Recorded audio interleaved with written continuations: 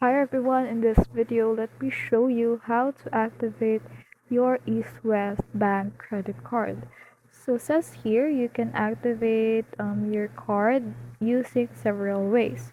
So first is the self-service, which is you need to scan the QR code on the activation sticker or visit this link right here. So if you have your card with you, you just need to scan the QR code, then follow the registration procedure to start using your card. You can also use the SMS if you're comfortable with using SMS.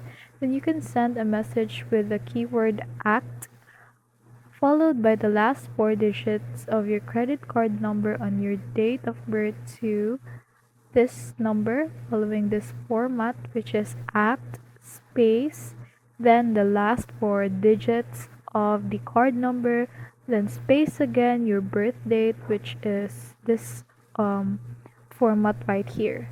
So this is one example. So again, only the last four digits and your birthday.